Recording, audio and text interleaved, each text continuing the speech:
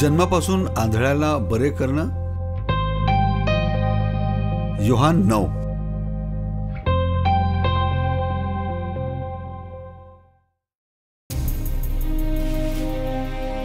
वाटेत येशूने एका मनुष्याला पाहिले जो जन्मापासून आंधळा होता. त्यांच्या शिष्यांनी त्यांना विचारले, गुरुजी, कोणाच्या पापामुळं हा असा आंधळा जन्मास आला, ह्याच्या की याच्या आईबापाच्या? येशूने उत्तर दिले, न त्याने किंवा त्याच्या आईबापांनी पाप केले असं नाही, तर त्याच्या ठाई देवाची कार्य प्रगट व्हावी म्हणून तो असा जन्मास आला.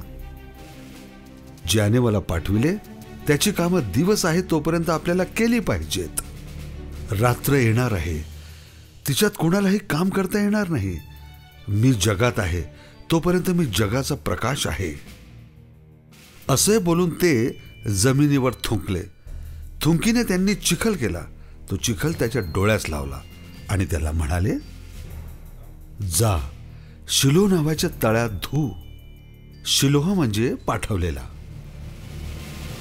मग त्याने जाऊन डोळे धुतले आणि तो डोळस होऊन परत आला.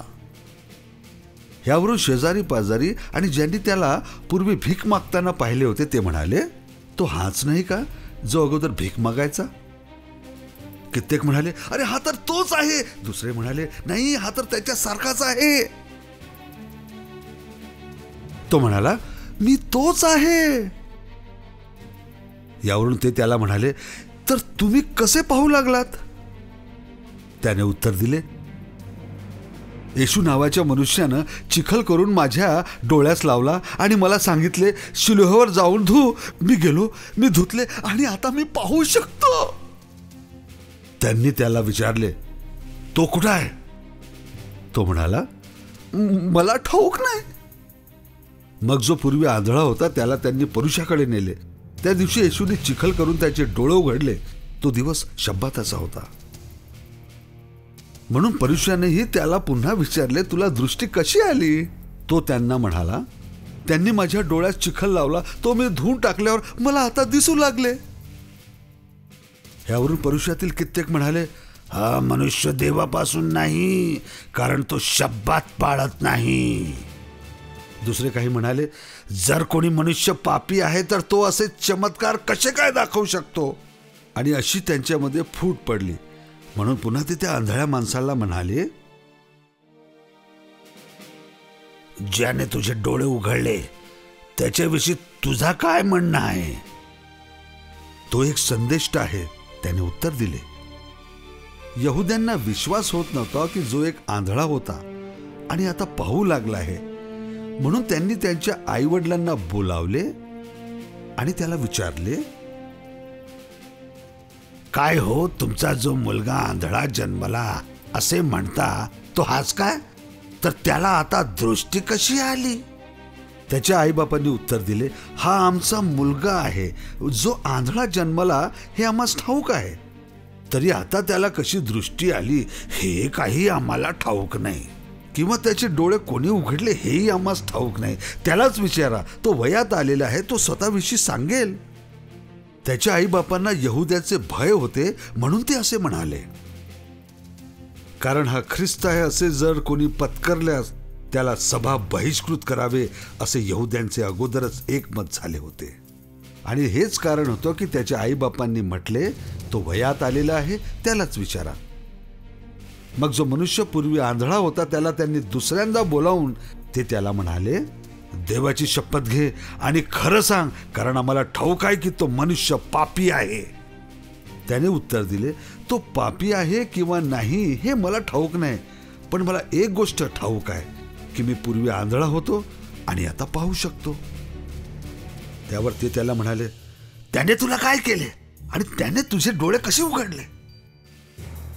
त्याने उत्तर दिले, आताच मी तुम्हाला सांगितले तरी तुम्ही ऐकले नाही. पुन्हा ऐकण्यासाठी इच्छा का धरता? तुम्ही त्याचे शिष्य होऊ इच्छिता का? तेव्हा त्यांनी त्यांची हेटाळणी करून म्हटले, तूच त्यांचा शिष्य बन, आम्ही मोशेचे शिष्य आहोत. देव मोशेबरोबर बोलला आहे हे आम्हा सर्वांना ठाऊक आहे, पण तो मनुष्य कुठला आहे हे काय आम्हाला ठाऊक नाही. त्या माणसाने त्यांना उत्तर दिले, हेच तर मोठं आश्चर्य आहे की त्याने मला डोळे दिले आणि तुम्हाला ठाऊक नाही की तो कुठला. आम्हाला ठाऊक आहे की देव पापी लोकांचे ऐकत नाही, तर जो कोणी देवाचा भक्त असून त्याच्या इच्छेप्रमाणे चालतो त्याचे तो ऐकतो. जन्मंदरचे डोळे कोणी उघडल्याचे युगाच्या आरंभापासून कधी ऐकण्यात आले नव्हते. जर तो देवापासून नसता तर त्याला काही करता आले नसते. ते त्याला म्हणाले, तू पूर्णपणे पापामध्ये जन्मलास आहे आणि आम्हाला शिकवतोस काय? आणि त्यांनी त्याला बाहेर घालवले. पुरुषांनी त्याला बाहेर घालवले हे येशूने ऐकले आणि त्यांना तो सापडल्यावर ते त्याला म्हणाले, काय तू मनुष्याच्या पुत्रावर विश्वास ठेवतोस? त्याने उत्तर दिले, महाराज, मी त्याच्यावर विश्वास ठेवावा असा तो कोण आहे? येशू त्याला म्हणाले, तू त्याला पाहिले आहे, तोच तुझ्याबरोबर आता बोलत आहे. तो त्यांना म्हणाला, प्रभू, मी विश्वास ठेवतो. आणि त्याने त्याला नमन केले. तेव्हा येशू म्हणाले, मी न्याय निवाड्यासाठी या जगात आलो आहे, यासाठी की ज्यांना दिसत नाही त्यांना दिसावं आणि ज्यांना दिसतं त्यांनी आंधळे व्हावं. पुरुषातील जे त्यांच्या जवळ होते त्यांनी हे ऐकून त्याला म्हणाले, काय म्हणता, आम्ही आंधळे आहोत काय? जर आपण आंधळे असता तर आपणावर पाप लागलं नसतं, परंतु आपण जेव्हा म्हणता की आम्ही पाहतो म्हणून आपणावर पाप लागून राहतं.